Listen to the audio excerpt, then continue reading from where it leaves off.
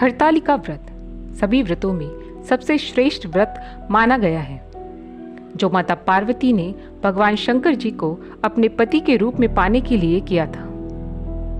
आइए सुनते हैं हरतालिका व्रत की कथा।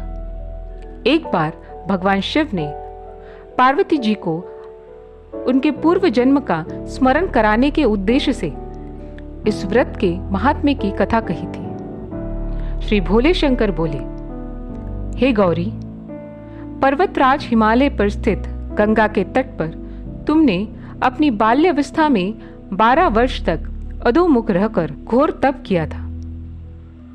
इतनी अवधि तुमने अन्न न खाकर पेड़ों के सूखे पत्ते चबाकर व्यतीत किए। माघ की विकराल शीतलता में तुमने निरंतर जल में प्रवेश करके तप किया। वैशाख की जला देने वाली गर्मी में तुमने पंचाग्नि से शरीर को तपाया। श्रावण की मुसलधार वर्षा में खुले आसमान के नीचे बिना अन्न जल ग्रहण किए समय व्यतीत किया। तुम्हारे पिता तुम्हारी कष्ट साध्य तपस्या को देखकर बड़े दुखी होते थे। उन्हें बड़ा क्लेश होता था। तब एक दिन तुम्हारी तपस्या तथा पिता के क्लेश को देखकर नारद जी तुम्हारे घर पधारे। तुम्हारे पिता ने हृदय से अतिथि सत्कार करके उनके आने का कारण पूछा।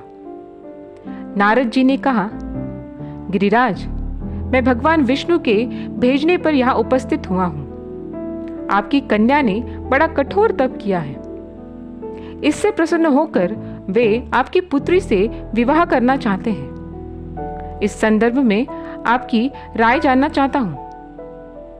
नारद जी की बात सुनकर गिरिराज गदगद हो उठे। उनके तो जैसे सारे क्लेश ही दूर हो गए।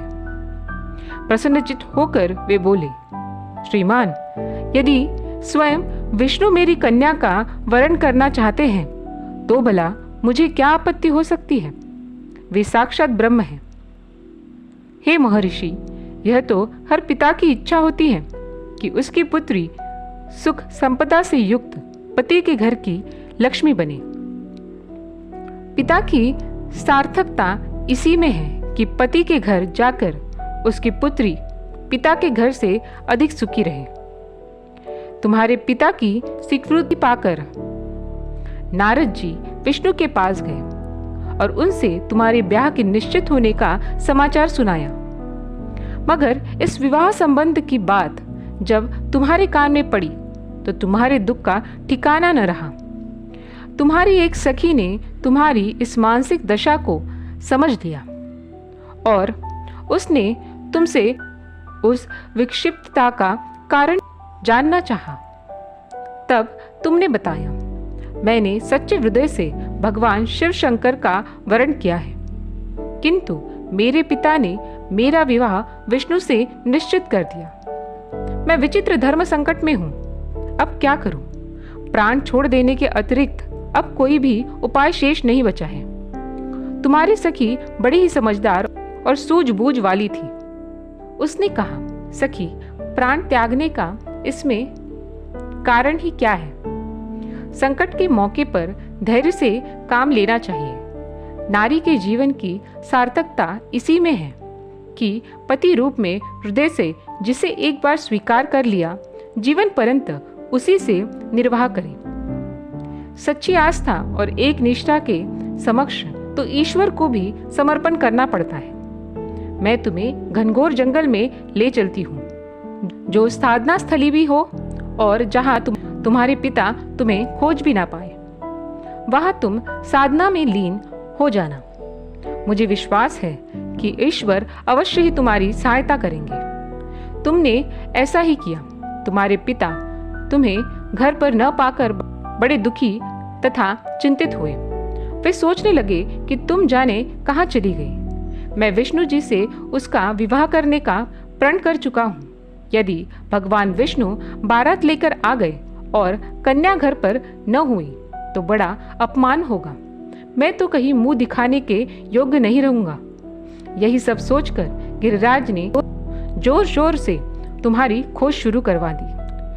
इधर तुम्हारी खोज होती रही और उधर तुम अपनी सखी के साथ नदी के तट पर एक गुफा में मेरी आराधना में लीन थी। भाद्रपद शुक्ल तृतीया को हस्त नक्षत्र था।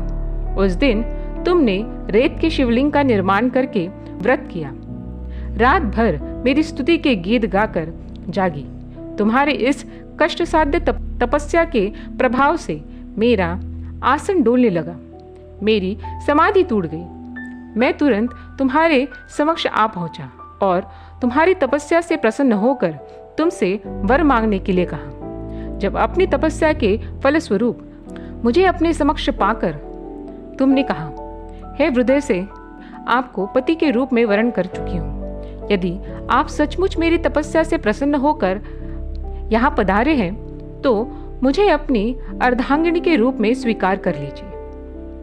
तब मैं तथास्तु कहकर कैलाश पर्वत पर लौट गया। प्रातः होते ही तुमने पूजा की समस्त सामग्री को नदी में प्रवाहित करके अपनी सहेली सहित व्रत का पारणा किया। उसी समय अपने मित्र बंधु व दरबारियों सहित गिरिराज तुम्हें खोजते खोजते वहां आ पहुंचे और तुम्हारी इस कष्ट साध्य तपस्या का कारण तथा उद्देश्य पूछा। उस समय तुम्हारी दशा को देखकर गिरिराज अत्यधिक दुखी हुआ और पीड़ा के कारण उनकी आंखों में आंसू उमड़ आए थे। तुमने उनके आंसू पोंछते हुए विनम्र स्वर में कहा, पिताजी, मैंने अपने जीवन का अधिकांश समय कठोर तपस्या में बिताया है। मेरी इस तपस्या का उद्देश्य केवल यही था कि मैं महादेव को पति के रूप में पाना चाहती थी। आज मैं अपनी तपस्या की कसौटी पर खरी उतरी हूँ। आप क्योंकि विष्णु जी से मेरा विवाह करने का निर्णय ले चुके थे, इसलिए अपने आराध्य की खोज में घर छोड़कर चली आई। अब मैं आपके साथ इसी शर्त पर घर जाऊंगी कि आप मेरा विवाह विष्णु जी से न करके महादेव जी से करेंगे। गिरिराज मान गए और तुम्हें घर ले आए। कुछ समय के पश्चात शास्त्रोक्त विधि विधान पूर्वक उन्होंने हम दोनों को विवाह सूत्रों में बांध दिया। हे पार्वती, भाद्रपद की शुक्ल तृतीया को तुमने मेरी आराधना करके जो व्रत किया था, उसी के फलस्वरूप मेरा तुमसे विवाह हो गया। इसका महत्व ये है कि मैं इस व्रत को करने वाली कुंवारियों को मनोवांछित फल देता हूँ। इसलिए सौभाग्य की इच्छा करने वाली प्रत्येक युवती को यह व्रत पूरी एक निष्ठा तथा आस्था के साथ करना चाहिए। ओम नमः शिवाय।